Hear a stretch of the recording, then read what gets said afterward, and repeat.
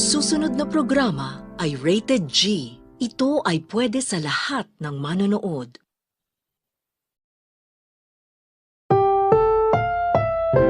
Ang susunod na programa ay Rated G. Ito ay pwede sa lahat ng manonood.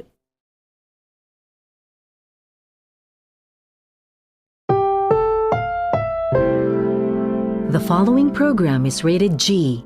It is suitable for all audiences.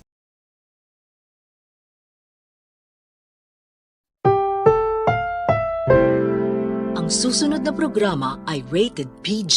Ito ay nangangailangan ng patnubay at gabay ng magulang para sa mga batang manonood. Ang susunod na programa ay rated PG. Patnubay at gabay ng magulang ay kailangan sa mga batang manonood. This program is rated PG. It contains themes and scenes which may not be suitable for very young audiences. Parental guidance is advised. Ang susunod na programa ay rated SPG. Ito ay nangangailangan ng striktong patnubay at gabay ng magulang dahil sa mga sensitibong tema at eksena na hindi angkop sa mga bata. Ang susunod na programa ay rated SPG. Striktong patnubay at gabay ng magulang ay kailangan. May mga eksenang hindi bagay sa mga bata.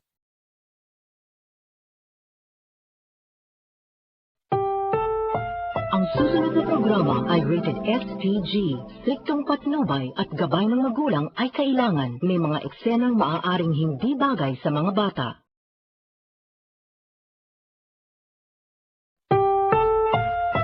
Ang programang ito ay rated SPG. Striktong patnubay at gabay ng magulang ay kailangan. May mga eksenang hindi bagay sa mga bata.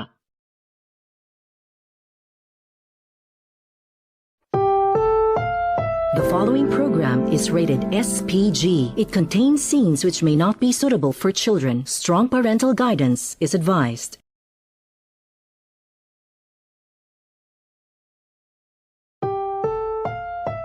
This program is rated SPG. It contains scenes which may not be suitable for children. Strong parental guidance is advised.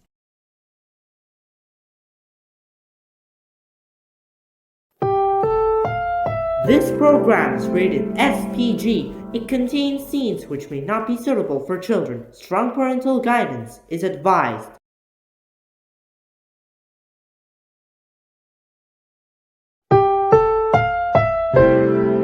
Ang programang ito ay rated SPG. Striktong patnubay at gabay ng magulang ang kailangan. Maaaring may masiselang tema, lengguwahe, karahasan, sexual, horror o droga na hindi angkop sa mga bata.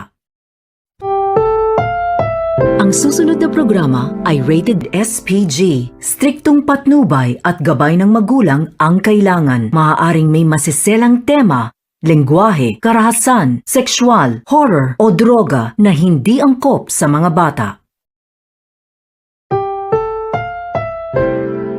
This program is rated SPG. It contains scenes with themes, language, violence, sex, horror, or drugs which may not be suitable for children. Strong parental guidance is advised.